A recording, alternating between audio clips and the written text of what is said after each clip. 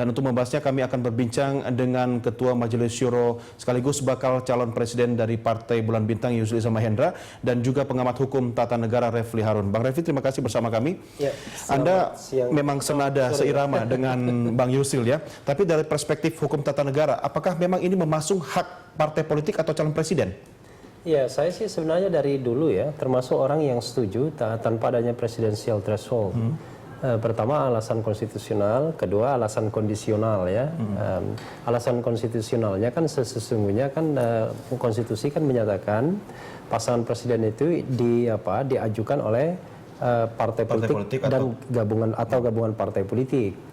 Bahkan saya ingin lebih maju lagi. Saya termasuk yang setuju ketika ada judicial review untuk dibolehkannya calon perseorangan. Dan itu hampir digolkan karena pada waktu itu dari 8 hakim konstitusi karena minus Pak Jimli, itu 3 hakim menyatakan setuju dengan calon perseorangan. Jadi tidak hanya soal presidensial threshold yang dihapuskan, tapi calon perseorangan tapi itu tidak menarik bagi partai politik itu. Ya, tetapi pada waktu itu kalau seandainya saya ingat betul pada waktu itu kalau posisinya Pak Mahfud misalnya sebagai ketua MK pada waktu itu pada posisi pro calon perseorangan, maka posisinya 4-4.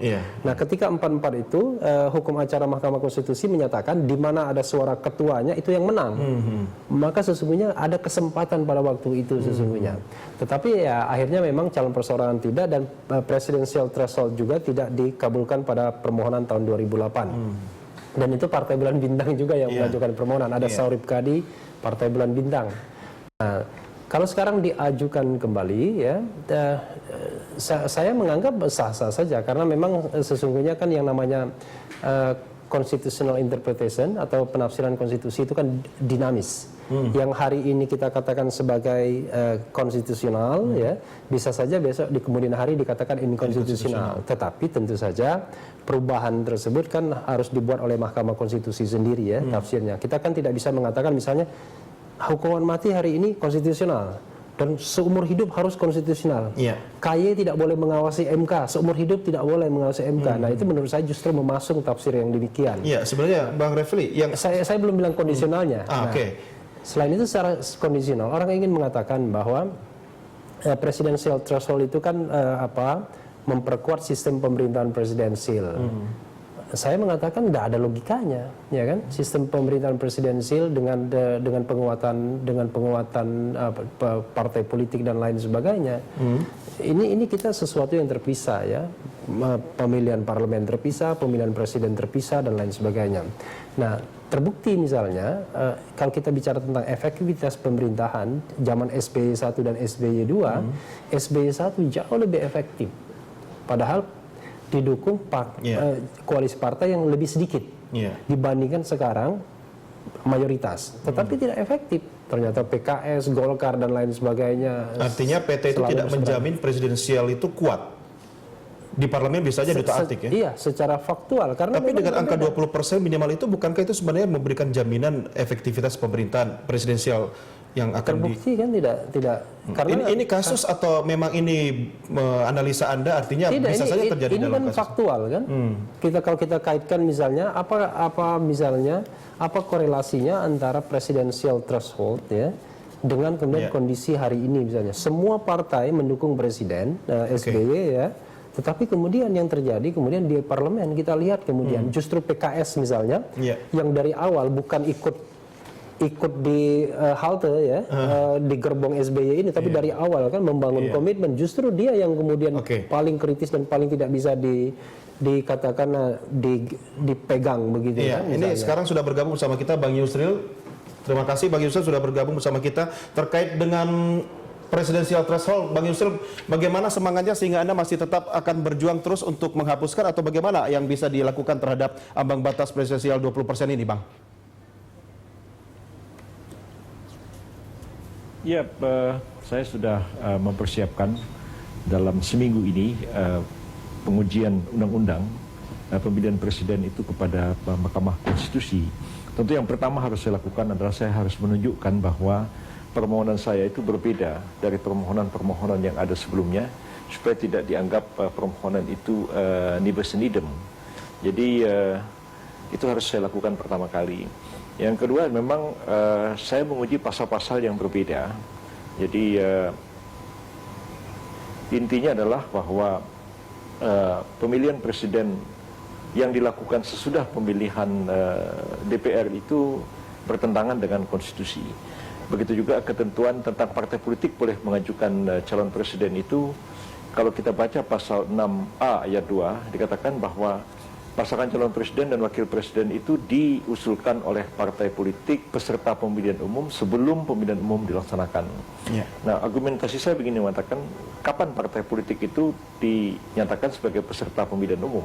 Ya sekarang, setelah KPU, setelah verifikasi menyatakan ini partai politik ya peserta pemilu. Nah, jadi sekaranglah dia mengajukan, bukan nanti sesudah pemilu selesai. Kemudian sudah tahu berapa hasil kursi DPR-nya. Kalau itu partai politik bukan lagi peserta pemilu, pemilu sudah selesai. Nah, jadi saya juga mengujinya itu dengan pasal 4 tentang sistem presidensial, kemudian juga tentang pasal-pasal ini, dan juga dengan pasal 22E Undang-Undang Dasar 45 itu, yang pada intinya kalau kita membaca pasal 22E, ayat 1-nya itu mengatakan bahwa pemilihan umum itu dilaksanakan sekali dalam 5 tahun untuk memilih DPR, DPRD, Presiden, Wakil Presiden, dan kemudian DPD. Nah, saya menafsirkan bahwa pasal 22E itu mengisyaratkan bahwa pemilu itu dilaksanakan hanya sekali dalam 5 tahun.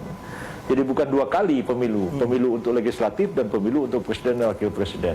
Nah, ini argumentasi baru yang sekarang saya persiapkan untuk dibawa ke Mahkamah Konstitusi. Iya, Bang Yusril, saya ingin mengkritisi pasal 6A ayat 2. Tadi Anda katakan dan sudah jelas bahwa memang pasangan calon presiden dan wakil presiden itu diusulkan oleh partai politik atau gabungan partai politik peserta pemilu sebelum pelaksanaan pemilihan umum. Tapi kan untuk Pilpres mereka juga partai-partai ini peserta pemilihan umum, Bang Yusril. Kalau pemilihan presiden itu pesertanya bukan partai, pesertanya perorangan calon presiden dan wakil presiden itu. Kalau Anda baca pasal 22E UUD 45, satu-satunya pemilihan umum yang diikuti oleh partai politik itu adalah pemilihan umum untuk DPR dan DPRD. DPD calon perseorangan. Ya, artinya itu hal baru yang Anda akan majukan dalam uji materi di MK nanti, Bang Yusril. Antara lain begitu. Oke, baik. Tetap bersama kita, Bang Yusril. Saya minta komentar Anda dulu, Bang Refli. Iya, ya saya tetap mendukung ya. Tetapi memang apa yang disampaikan Prof. Yusril, ini mohon maaf Prof ya, sebagian sebenarnya sudah pernah juga diajukan oleh, kalau tidak salah pada waktu itu saya lupa ingat itu Sahrir yang mengajukan itu pada tahun 2004. Dia mengatakan bahwa pemilihan itu harus serempak dan lain sebagainya. Cuma nanti biar saya cek kembali putusan itu, sama-sama cek Prof. Yusril ya. Jadi memang ada argumentasi yang mengatakan bahwa seharusnya nominasi presiden itu diajukan sebelum pemilu. Nah, pemilu yang dimaksud adalah pemilu legislatif? Bukan. Pemilu yang dimaksud adalah pemilu yang refer kepada pasal 22E, yaitu memilih presiden, wakil presiden, anggota DPR, DPD, dan DPRD. Jadi satu kali pemilu. Jadi dalam konstitusi itu pemilu itu cuma 2 kali, yaitu pemilu yang serempak begitu, dan kemudian pemilu yang kedua kalau terjadi putaran kedua pemilihan presiden. Sesungguhnya begitu. Nah, tetapi kemudian argumentasi itu sebenarnya sudah diajukan ke MK dan kemudian pernah dimentahkan MK. Jadi MK kemudian sudah menerima pengertian bahwa boleh pemilu itu terpisah begitu. Tetapi saya sekali lagi ingin mengatakan bahwa yang namanya konstitusionalitas, penafsiran konstitusi ini barang yang bergerak dan dinamis. Ya sama seperti misalnya orang mengatakan, kalau kita misalnya memasukkan pengawasan KY, MK diawasin KY harus mengubah konstitusi, saya kira betapa tidak fleksibelnya cara kita berpikir. Kan? Itu kan bisa dengan bahwa penafsiran berubah. Dan dalam praktik di MK, perubahan-perubahan itu sah saja. Sebagai contoh misalnya perubahan pasal 28I ya, mengenai bahwa seseorang tidak bisa dituntut berdasarkan hukum yang berlaku surut. itu adalah hak asasi manusia yang tidak bisa dikurangi dalam keadaan apapun. Tapi ternyata kemudian itu sudah berubah juga tafsirnya. Artinya kalau kita lihat kondisional bisa saja berubah situasinya saat ini. Iya, kalau kita lihat misalnya apa yang kita pahami sebagai sesuatu yang konstitusional hari ini, ya bisa saja menjadi inkonstitusional dalam situasi dan kondisi yang sangat. Bang Yusril, Anda sudah mengikuti tadi asumsi atau statement dari Bang Refli Harun bahwa sebenarnya ini sudah lagu lama, tapi mungkin Anda punya aransemen baru yang bisa menjadi kekuatan untuk maju ke MK kali ini. Bang, komentar Anda? Ya, yang belum pernah diuji sebelumnya itu tentang sistem presidensial. Jadi saya harus mengungkapkan secara tegas bahwa sistem pemerintahan UUD 45 itu presidensial. Di dunia ini kan sebenarnya hanya ada dua sistem pemerintahan garis besarnya. Sistem pemerintahan presidensial dan sistem pemerintahan parlementer. Nah, kalau dalam sistem parlementer, maka yang dipilih lebih dulu itu adalah parlemen. Baru kemudian ditunjuk siapa jadi Perdana Menterinya berdasarkan mayoritas yang tercipta sesudah pemilihan umum. Tapi kalau sistem itu adalah presidensial, maka pilihannya itu cuma dua. Pemilihan presiden dilakukan lebih dulu, baru kemudian pada legislatif. Dan yang kedua adalah pemilihan dilakukan serentak. Dan itu hanya ada dilakukan di Filipina. Jadi ini belum pernah diuji sebelumnya, dan itu penguji dengan pasal 4 dan pasal 7C dari Undang-Undang Dasar 45, lalu menggabung dengan pasal-pasal yang sebelumnya pernah diuji. Pasal yang sebelumnya sudah pernah diuji itu nggak bisa kita tidak uji lagi, tapi kita menggabungkan dengan pasal-pasal lain, dan disitulah sebenarnya perbedaan dari permohonan kita sehingga tidak dianggap nebis idem dengan pasal-pasal yang diuji sebelumnya. Begitu juga argumentasi yang kita kemukakan pasti akan ada perbedaannya. Jadi tentu saya pelajari semua apa yang sebelumnya pernah diajukan ke Mahkamah Konstitusi, jangan sampai saya dianggap mengajukan permohonan yang nebis idem. Jadi gabungan dari semuanya itu memungkinkan bahwa ada argumentasi baru, ada pasal baru yang diuji. Bahwa betul apa yang dikatakan Pak Refli bahwa pemahaman terhadap Undang-Undang Dasar itu akan dinamis. Nah, saya kali ini agak berbeda. Saya menguji berapa pasal dari Undang-Undang Pemilihan Presiden itu dan minta Mahkamah Konstitusi menyatakan dia bertentangan dengan Undang-Undang Dasar, tapi saya tidak meminta supaya MK menyatakan konstitusional bersyarat, begitu konstitusional bersyarat, tapi saya justru minta MK langsung menafsirkan apakah maksud pasal 6 ayat 2 dan apakah masuk pasal 22E UUD 45. Dan kita balik permohonan biar MK sendiri, yang selama ini juga MK sudah mengklaim dirinya sebagai penafsir tunggal dari konstitusi atau the sole interpreter of the constitution. Kita lihatlah perkembangannya seperti itu. Ya, Bang Refli, ada komentar soal tafsir nanti dari MK? Iya, saya kira saya sudah dari awal kan bilang kan mau diapa-apakan lagi kan saya sudah sepakat dari dengan Prof Yusril. Justru yang kita harus tanyakan kepada kalangan DPR. Sebenarnya gini, selain perjuangan di MK, kan sebenarnya perjuangan yang sesungguhnya yang juga ada itu adalah di ranah legislatif. Nah, di ranah legislatif ini kan gara-gara tentang presidensial threshold ini kemudian keinginan untuk mengubah undang-undang Pilpres ini kemudian tidak begitu kuat, terutama partai-partai yang sudah established, ya kan. Jadi mereka menginginkan karena takutnya kemudian presidensial threshold-nya kemudian juga disentuh. Padahal kita tahu bahwa di DPR ini ada fraksi-fraksi. Selain soal PT, apalagi yang menarik dari undang-undang Pilpres?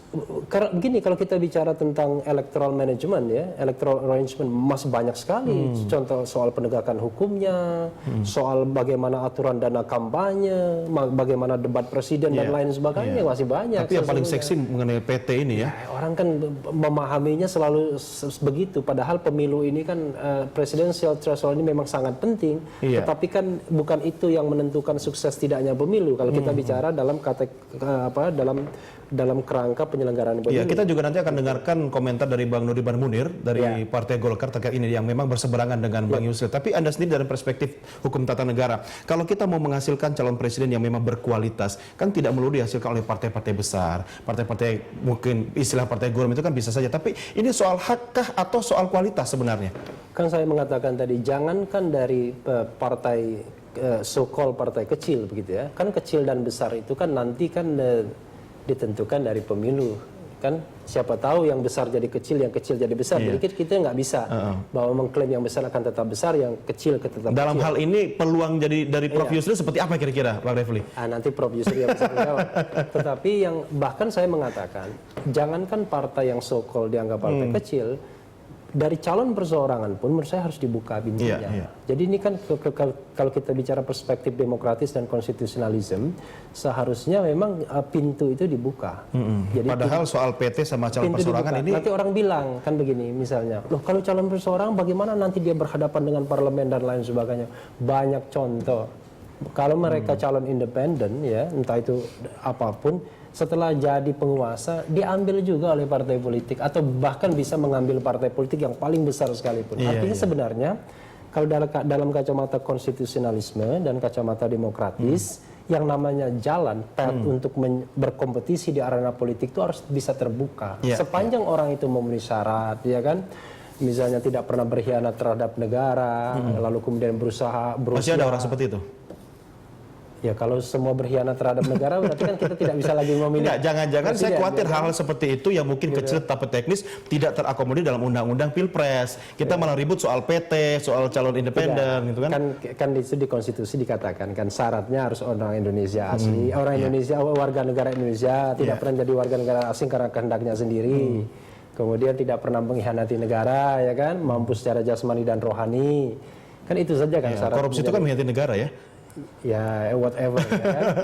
Tetapi itu sebenarnya itu saja kan syarat menjadi presiden itu. Tetapi kemudian tiba-tiba di undang-undang kemudian ditambah-tambahin lagi, kemudian yang akhirnya hanya 3 atau 4 orang saja yang kemudian akhirnya bisa menjadi calon presiden. Nah ini kan kalau kita misalnya pakai surveinya LSI ya kan, ada presiden wacana, ada presiden aktual. Nah, presiden aktual kata LSI cuma 3 saja, yaitu Megawati Soekarno Putri, Abu Rizal Bakri, dan kemudian satu lagi capres dari konvensi Partai Demokrat. Bang Yusril masuk di mana? Kan nggak masuk jadi Prof Yusril. Berarti wacana gitu ya? Jadi masuk wacana. Oke, saat ini bersama saya di studio telah hadir narasumber kami yaitu Ketua Bidang Hukum Partai Nasdem Taufik Basari dan juga anggota fraksi Partai Golkar Nudirman Munin. Terima kasih Bapak-bapak sudah bergabung sama kami. Bang Nudirman, apa kabar? Sehat? Sehat, alhamdulillah. Assalamualaikum warahmatullahi wabarakatuh. Waalaikumsalam. Anda ikhlas nggak kalau Bang Yusril jadi capres? Ya, itu tentu sah-sah saja karena itu kan hak konstitusional seseorang. Cuma masalahnya kan ini kita ada aturan main. Ada presidensial threshold, 20%. ada parliamentary threshold dan sebagainya. Jadi mestinya ya kita taat pada aturan main yang sudah kita buat. Kalau aturan main direvisi, setuju nggak Bang? Ya direvisi ini kan sudah pernah direvisi. Masalah presidensial threshold sudah pernah direvisi. Parliamentary threshold juga sudah diajukan ke Mahkamah Konstitusi. Kita tahu persis di dalam konstitusi kita di pasal 24C bahwa putusan Mahkamah Konstitusi ini kan final and binding. Mengikat. Jadi kalau bisa dirubah-rubah lagi, apalagi sih pegangan kita di Republik ini? Konstitusi aja bisa dirubah misalnya nanti kalau itu terjadi misalnya 9 orang di Republik ini bisa berubah konstitusi, nggak perlu lagi ada MPR kan? Apa gunanya? Ini kan soal kasus di MK kemarin, kayaknya Anda nggak percaya banget sama MK, Bang Nudirman. Bukan gitu, artinya untuk kalau itu bisa dirubah, ya udah kita artinya Mahkamah Konstitusi bisa merubah konstitusi. Untuk apa lagi ada MPR? Cukup yang 9 orang hakim Mahkamah Konstitusi suruh bikin konstitusi kan, dia bisa merubah setiap saat. Gitu ya. Tapi di sini Prof Yusril kayaknya sudah punya amunisi baru yang menarik sekali untuk kita simak. Prof, komentar Anda Prof terkait dengan statement Bang Nudirman. Ya nggak apa-apa, ini kan perjuangan, masing-masing kelompok itu memperjuangkan kepentingannya juga. Jadi saya akan menguji ke Mahkamah Konstitusi tentu bagaimana supaya Mahkamah menafsirkan apakah ketentuan-ketentuan di dalam Undang-Undang Pemilihan Presiden itu betul-betul mencerminkan maksud dari original intent dari konstitusi atau tidak, ataukah itu memang mencerminkan kepentingan-kepentingan politik dari partai-partai dan termasuk presiden yang membuat undang-undang pemilihan presiden itu. Dan nanti kita akan uji. Jadi sebenarnya seperti tadi saya katakan bahwa pengujian ini tentu tidak akan di karena akan ada pasal-pasal baru yang diuji. baik pasal-pasal undang-undangnya maupun pasal-pasal UUD 45-nya, dan kemudian juga ada argumentasi baru dalam melakukan pengujian ini. Dan kita lihat juga suasana kan sudah berubah. Kalau dulu itu kan kekhawatirannya begini, partai politik yang ikut pemilu itu jumlahnya hampir 50, 30 lebih dalam pemilu 2009. Lalu khawatir bahwa partai politik kalau masing-masing boleh mengajukan calon presiden, itu nanti kan banyak sekali pasangan calon presiden. Tapi kalau sekarang ini partai di tingkat nasional cuma ada 12 partai, dan kalau masing-masing partai itu mengajukan satu pasangan calon, ya maksimum cuma ada 12, dan mungkin tidak akan sampai 12. Jadi kalau kita lihat pemilihan kades saja kadang-kadang ada yang 20 calonnya, pemilihan wali kota Makassar kemarin ada 10 pasang, pemilihan bupati Deli Serdang itu ada 11 pasang. Ya kalau pemilu presiden diikuti 12 pasangan, ya apa salahnya. Jadi situasi juga sudah berubah. Jadi kalau situasi berubah juga persepsi atau penafsiran terhadap konstitusi juga bisa mengalami perubahan. Jadi ya tidak ada salahnya kita mencoba, ya kalaupun di DPR kemarin ada upaya untuk melakukan amandemen tapi ditolak oleh beberapa partai di DPR sehingga amandemen terkatung-katung sampai sekarang. Tapi di Mahkamah Konstitusi sudah pernah beberapa kali diuji materialkan di sana, tapi ya tidak tertutup kemungkinan melakukan uji material lagi dengan pasal-pasal yang berbeda dan juga argumentasi yang berbeda. Ya, baik, namanya juga usaha ya ini. Bang Taufik, bagaimana Anda mensikapinya? Ya, saya waktu dulu juga bareng-bareng dengan Prof. Yusril ya menguji pasal ini. Kalau saya waktu itu dalam posisi sebagai kuasa hukum Fajrul Rahman untuk Presiden Independen. Ketika diputuskan bareng-bareng itu. Jadi sudah pernah diputus. Kalau saya sih melihatnya, saya coba konsisten saja pada presiden hukum ya. Artinya Mahkamah Konstitusi sudah memutuskan seperti itu. Artinya persoalan bahwa presidential threshold itu menurut Mahkamah Konstitusi adalah kebijakan yang diberikan kewenangannya kepada DPR untuk menentukan, maka ya itulah kata hukumnya begitu.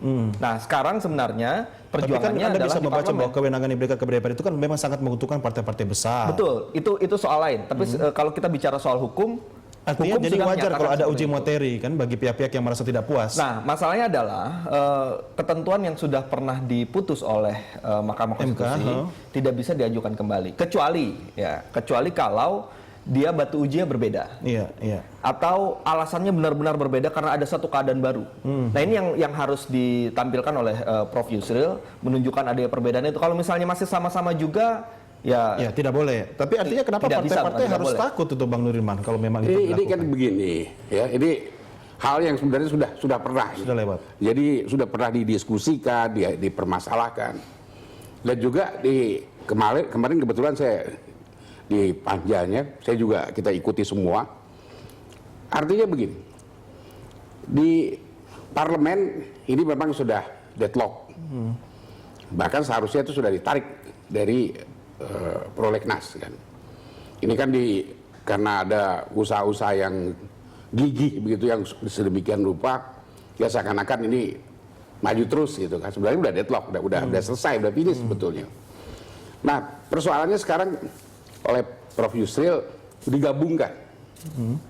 Jadi kalau pasal yang itu udah nggak bisa lagi, lalu dicari pasal-pasal lain, lalu digabungkan. Ini kan namanya penyelundupan hukum. Penyelundupan hukum? Iya. Jadi artinya ada bangkai busuk yang sebenarnya Bang Nuriman yang punya kepentingan di sini Bang Yusril kah atau sebenarnya partai-partai besar yang tidak ingin kepentingan terganggu? Nggak bisa begitu karena di sini kan sudah waktu itu juga alasannya itu. Alasannya itu. Ini kita kebetulan kacamata hukum ya yang sudah. Iya, kebetulan saya bawa semua ya. Alasannya ini sama. Ya. Ini artinya partai-partai kecil juga berarti tidak bisa dibilang ini sangat diskriminatif. Ya nggak ada diskriminatif. Ini sudah ditentukan oleh rakyat di sini. Ini yang disampaikan oleh Hakim Mahkamah Konstitusi dalam membahas pertimbangan Hakim Mahkamah Konstitusi terhadap usulan Pak Yusril dan juga Pak Taufik. Juga tadi disebutkan bahwa ini kan kalau partai-partai kecil nggak diikut sertakan berarti ini kedatangan rakyat tidak nyata. Gitu. Justru dengan partai-partai yang memang sudah ditentukan 20% tadi, Ini dijawab di sini. Kedaulatan rakyat sebenarnya, yang 20% itu. Betul, di sini dijawab.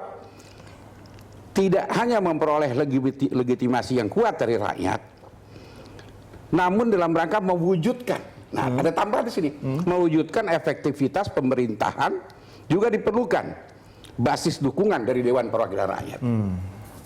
Jadi kalau itu partai besar, lalu yang menjadi presiden dari partai yang besar juga, ini kan berarti ada basis dukungan. Iya, tapi kan tidak menjamin juga presiden yang terpilih itu aman selama ini dia kan dalam rangka presidensial, ya kan, kabinet presidentil. Kita kan mau memperkuat itu. Oke. Tapi kalau ini dukungan parlemennya misalnya kecil, bagaimana pemerintahan akan berjalan dengan baik? Iya.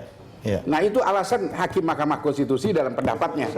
Justru yang dissenting opinion di sini Pak Gil Mukhtar, ini kan aneh. Iya, ini ada pendapat Bang Yus. Anda tadi mendengarkan statement Bang Nuriman Munir bahwa sebenarnya upaya Anda ini merupakan bagian dari upaya penyelundupan hukum. Komentar Anda? Ya, yang tukang nyelundup siapa? Ya Golkar juga tukang nyelundup itu sebenarnya. Jadi nggak usahlah kita berdebat dengan kata-kata begitu. Tapi begini, yang menarik apa yang dikatakan Pak Munirman itu bahwa 20% itu penting untuk menciptakan pemerintahan yang kuat, stabil, dukungan. 20% itu bisa dukung apa Pak Munirman? Yang kalau 80% tidak mencalonkan dia, yang 20% punya presidential threshold untuk maju ke pencalonan presiden, lalu dia menang. Tapi yang dukung cuma 20%. 20% nggak ada artinya apa-apa. 80% menentang dia. Kalau lebih baik Golkar usulkan aja gini Pak Munirman. Untuk menjadi calon presiden itu harus didukung 51%. Jadi dia mayoritas. Jadi nanti Pak Ical calon tunggal. Karena yang 49 kan nggak bisa ngajukan calon. Ya itu lebih bagus lagi, itu lebih stabil tuh Pak Munirman kalau mau. Lebih kuat di parlemen berarti ya? Gimana? Prof Yusril bisa ngambek juga. Dia ngambek calonnya cuma Pak Ical sendiri, orang lain nggak boleh. Gak begitulah, kita kan tadi udah ada, kita buat aturan aja. Karena 20% bisa bikin apa? Ya, Golkar dapat 20%, terus Pak Ical dicalonkan sebagai calon presiden. 80% menentang Pak Ical di DPR, Pak Ical bisa bertahan cuma dengan 20%. Efektif juga ada artinya apa-apa juga. Parlemen. Ya, kalau mau kuat sekalian 51%. Artinya gini, ini kan hal-hal yang apalagi di dalam 49 kan nggak bisa. Di dalam sistem demokrasi yang kita sekarang. Itu untuk mencari 51% itu sulit. Bukan sulit lagi, hampir-hampir mustahil kita bilang, ya kan. Karena itu tetap koalisi itu berperan di sini. Jadi ya silakan aja. Ya koalisi kalau umpamanya 50%. Sekarang kan 51% koalisi aja. Kalau sudah 3 partai. Kemarin aja cuma Partai Demokrat aja yang dapat di atas 20%. PDIP sama Golkar nggak sampai 20% dalam pemilu 2009. Bang Taufik boleh Anda kalau mau kasih komentar. Tapi mohon diketahui bahwa kita ada delay beberapa detik ya dengan presiden. Ya ini sebenarnya persoalannya bukan sekedar ada keseimbangan dukungan terhadap presiden ya terkait dengan presidential threshold. Kalau kita kembali kepada persoalan hukum, ya saya mengacu pada putusan MK saja. MK mengatakan ini adalah kebijakan legislasi yang didelegasikan kepada DPR. Betul. Ya, mengenai berapanya, mau dia 20%, mau 15%, mau 0%, itu akhirnya memang adalah kewenangan DPR untuk menentukan. Itu dia permasalahannya. Nah, oleh karena itu memang perjuangan berikutnya kalau menurut saya, kalau Prof Yusril ingin merubah ini, itu sih bukan cuma DPR aja. Dulu, Prof, jadi lewat DPR kalau menurut hukum, menurut Mahkamah Konstitusi. Nah, masalahnya adalah ini sudah pernah diajukan, tentu saya belum bisa melihat hal-hal yang berbeda yang bisa kemudian membuat MK harus memeriksa lagi. Nah, jadi mau tidak mau ya kita ikuti saja dulu putusan MK pada saat ini. Ya yang berikutnya cobalah raih suara yang sebanyak-banyaknya untuk kemudian bertempur di lembaga parlemen ya dengan menggunakan pertimbangan dari MK ini, kebijakan legislasi. Artinya PBB harus menang di pemilu legislatif dulu aja ya? Itu dulu yang dikejar kalau menurut saya. Kalau kita mau mengejar 2014 ini untuk mengubah dengan mengharapkan putusan MK, ya kita sebagai orang yang sering beracara di Mahkamah Konstitusi sudah bisa melihat lah. Kalau memang alasannya sama, tidak ada benar-benar yang berbeda, batu ujinya juga sama, ya sama juga. Atau mungkin Prof ini upaya Anda lakukan ya, karena Anda sendiri tidak percaya diri ketika partai Anda nanti tidak akan mencapai suara yang maksimal. Ya. Jadi sebenarnya kan saya tahu bahwa untuk mengajukan perkara ke MK itu saya harus membuktikan bahwa permohonan saya itu beda dengan permohonan sebelumnya. Jadi Taufik Basari itu jangan menganggap orang itu seperti goblok terus mengajukan hal yang sama ke Mahkamah Konstitusi, itu nggak mungkin. Kita mikir juga gitu. Jadi ya kita nggak sebodoh yang Anda kira harus mengajukan hal yang sama ke Mahkamah Konstitusi. Iya, bukan gitu Prof. Maksud saya justru tantangannya buat Prof. Yusril adalah bagaimana menunjukkan adanya perbedaan antara yang dulu dengan yang sekarang gitu. Ya, kalau misalnya memang ada perbedaan, belum ada ya menjadi sulit. Tapi kalau misalnya ada ya silakan, itu adalah hak Prof. Yusril untuk mengajukan ke Mahkamah Konstitusi. Biar kalau kita saya nggak ada lihat bedanya ngapain saya ajuin ke Mahkamah gitu. Konstitusi? Ya, Bang Nurdin.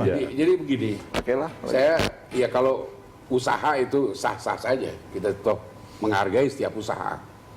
Cuma tentu hal-hal yang sudah kita sepakati aturan mainnya, apakah itu di Undang-Undang Dasar atau di konstitusi kita, apakah itu di undang-undang dan sebagainya, mestinya kita taati azas-azas itu. Tapi kalau kita sudah mulai lari dari azas-azas itu, kita sudah mencari perdebatan yang debat kusir, pemaksaan, ya ada tirani. Yang maksa siapa di sini, Bang, maksudnya? Jadi kan semacam tirani minority. Iya, tapi kan sebenarnya kata Prof. Yusril ada hal baru yang ingin bawa disampaikan. perkara ke Mahkamah Konstitusi itu dengan argumentasi. Kita sudah sepakat, mana ada yang memaksa, mau ada debat kusir. Ya debat kusir itu Nurdirman itu yang kerjanya tukang debat kusir, kok jadi aneh gitu. Ya kalau tirani minority ini mesti kita. Bukannya yang tirani biasanya mayoritas tuh, Bang? Anda boleh menjawab dong, itu pertanyaan dari Prof. Yusril. Begini, Prof. Yusril untuk usaha itu kita hargai. Silakan, hak setiap warga negara boleh melakukan. Silakan, hak warga negara. Cuma konstitusi kita sudah mengatur final and binding putusan Mahkamah Konstitusi. Saya yakin juga Mahkamah Konstitusi akan seperti itu. Lalu yang kedua juga, kalau kita perdebatkan materi-materi yang tadi disampaikan oleh Prof. Yusril, materi ini sudah berdebat panjang di persidangan Mahkamah Konstitusi. Oke, saya meminjam istilahnya Bang Taufik tadi. Prof, apakah Anda punya hal baru? Hal baru itu apa yang akan Anda majukan ke MK nanti? Ini saya pinjam kata-kata Bang Taufik. Karena kuncinya di situ. Ya, tadi sudah dijelaskan singkat ya. Tentu malam ini saya nggak bisa bacakan permohonan saya di MK. Dia tunggu aja nanti saya sampaikan di MK. Pak Mundirman kan Golkar bisa maju sebagai pihak terkait. Nanti kita bisa berdebat di Mahkamah Konstitusi. Taufik juga bisa. Partai Nasdem bisa kasih kuasa kepada Anda sebagai pihak terkait yang tidak setuju dengan argumen saya di MK. Kita berdebatlah di MK nanti gitu. Jadi fair aja. Ya, Prof, ada satu pertanyaan saya terkait dengan upaya yang Anda lakukan. Jangan-jangan Anda ingin maju seperti ini karena Anda sendiri khawatir bahwa PBB nanti tidak akan mencapai suara yang maksimal dalam pemilu legislatif. Sekarang ini siapa yang bisa jamin akan mendapat 20%? Nggak ada yang bisa jamin. Golkar sama PDIP aja waktu pemilu 2009 nggak dapat 20%. Cuma Partai Demokrat bisa di atas 20%. Ya, tapi kita tahu gimana caranya Partai Demokrat bisa dapat suara sebesar itu. Di situ letak persoalannya. Ya. Kalau tidak berhasil upaya Anda, Prof? Kalau misalnya pemilihan itu dibalik, ya, kalau yang nggak berhasil ya nggak apa-apa, orang coba aja dulu begitu ya. Nggak ada sesuatu yang melarang untuk mencoba kembali persoalan ini untuk diuji kembali kepada Mahkamah Konstitusi. Dan kita lihatlah perkembangan ke depannya seperti apa. Saya hanya ingin mengatakan bahwa harus ada perubahan sistem ketatanegaraan kita ini. Jangan kita seperti sekarang ini. Persoalannya, apakah original intent dari konstitusi itu tertuang di dalam undang-undang Pilpres, ataukah ini sebenarnya kepentingan politiking dari kekuatan-kekuatan politik yang tidak hanya DPR tapi presiden juga. Ya. Nah dulu presidential threshold sudah meningkat dari 2004-2009. Ada perubahan itu kan karena kepentingan Pak SBY juga dan kepentingan Partai Demokrat. Lalu karena diatur 20%, Partai Demokrat mati-matian supaya bisa dapat 20%. Lalu menghalalkan segala cara, itu nggak fair juga. Ya, baik juga. Prof, saya ingin mengakhiri dialog dengan Anda. Apa yang bisa Anda sampaikan kepada Bang Nurdirman sama Bang Taufik sebagai kata kuncinya? Enggak apa-apa, orang bisa beda-beda aja pendapat. Tapi saya pikir tidak bisa kita menghalang-halangi orang untuk menempuh cara-cara yang sah dan konstitusional. Seperti saya mau mengajukan ini ke Mahkamah Konstitusi dengan argumentasi itu, ya kita hormati hak kita. Nggak usah dikatakan bahwa ini ada bau busuk, ya seperti kata Pak Nurdirman. Lalu ini kemudian ada penyelundupan hukum. Ya, saya kira tidak kapasitasnya lah orang seperti saya dianggap melakukan hal demikian. Sejak kuliah saya kenal Nudirman, dan kita bisa mengukur otak dan kapasitas kita masing-masing lah. Ya, gitu aja. Baik, Prof. Terima kasih sudah bergabung bersama kami, Prof. Selamat berjuang dan sampai ketemu lagi. Bang Nudirman, komentar dulu terakhir. Ya, menurut saya begini, itu yang disampaikan itu, ya memang kalau dilihat dari usaha itu ada benarnya, ya kan. Cuma yang kita harus ingat, tadi juga disampaikan oleh Prof. Yusril, itu kenapa kok mesti dipisah pemilihan legislatif dengan pemilihan presiden? Padahal waktu di Mahkamah Konstitusi itu dia jadi perdebatan. Salah satu perdebatannya adalah siapa yang melantik presiden? Apakah DPR yang baru atau DPR yang lama? Nah, karena ini perlu DPR yang baru, maka yang dipisahlah pemilihan ini. Pemilihan presiden belakangan, pemilihan DPR duluan. Tujuannya apa? Supaya presiden ini betul-betul menjadi valid ya. Karena yang melantik adalah DPR yang baru. Jadi kalau soal alasan itu bahwa itu 5 tahun sekali, jadi persis 5 tahun sekali. Kenapa? Pemilihan presiden kan waktu itu Juli. Kalau itu diadakan April, malah gak karu-karuan jadinya. Jadi bertentangan dengan 5 tahun sekali. Bapak-bapak, Bang Taufik, kalau saya jadi Bang Yusril atau Prof. Yusril, kira-kira apa yang membuat saya memiliki amunisi cukup kuat untuk maju ke MK? Sayangnya kalau saya sejauh analisis saya belum bisa menemukan hal yang baru dari apa yang sudah kemarin. Tapi Prof. Yusril menjanjikan ada hal baru. Ya itulah, kalau sebelum saya melihat hal yang baru itu saya belum bisa menemukannya. Karena apa? Waktu dulu, karena saya benar-benar terlibat dalam proses diskusi ini di Mahkamah Konstitusi. Ini suara Anda pribadi atau suara partai juga terwakili suara Anda? Sama? Yang mau saya sampaikan adalah pada saat itu perdebatan soal ini sudah sedemikian dalamnya, ya. Bagaimana ini menjadi kewenangannya DPR, mengapa 20% dan seterusnya. Itu sudah dibahas dengan begitu banyaknya. Nasdem sendiri posisinya sampai saat ini gimana? Nasdem pada saat ini kita merujuk pada posisi hukum pada saat ini. Posisi hukum pada saat ini adalah undang-undang mengatakan 20%. Kemudian 20%. Putusan MK menyatakan itu konstitusional. Ya, jadi tidak masalah dengan itu. Artinya Nasdem juga percaya diri bisa dapat 20% nanti nih. Ya, itu adalah konsekuensi dari kita konsisten dan tunduk pada satu keadaan hukum. Keadaan hukum sekarang seperti ini. Lain kalau misalnya ternyata Nasdem akhirnya mendapat ini upaya taat hukum ya. Boleh ada upaya hukum lain tapi tidak melanggar hukum, begitu maksudnya. Saya tidak katakan melanggar hukum. Apa yang disampaikan oleh Prof. Yusril itu adalah hak dari Prof. Yusril. Tapi tadi yang saya sampaikan, tantangannya adalah harus bisa mencari suatu hal yang baru dibanding yang dulu sudah pernah dibahas. Kalau misalnya Nasdem percaya diri dapat 20%, Golkar juga sudah percaya diri sejak lama bisa lewat 20%, harusnya Anda berdua yang ramai dong, bukan ramainya sama Prof. Yusril dong ya. Enggak, persoalannya begini, ini adalah konsekuensi dari sudah depan mata. Ya, ini adalah konsekuensi dari model pemilu. Jadi gini, kita ini ya pembuat kebijakan yang nanti duduk di DPR itu punya kewenangan untuk menentukan mau model seperti apa pemilu kita. Apakah model misalnya, salah satu model yang tersedia, apakah presiden itu dipilih bersamaan dengan pemilu legislatif? Itu juga model. Pernah disimulasikan di MPR pada saat panitia ad hoc dulu. Pernah ada simulasinya dan sebagainya. Nah, kalau kemudian pemilu legislatif dulu, lalu pemilu presiden, memang ini adalah konsekuensi. Jadi harus ada, kita menemukan beberapa calon-calon presiden yang telah diseleksi terlebih dahulu. Memang kritikannya saya paham sekali, banyak yang mengkritik, akhirnya ini kok seperti maunya elit-elit politik. Nah, artinya itu juga, itu lagi, itu lagi. Oleh karena itu ketika nanti dalam DPR yang baru, bisa kita bahas itu.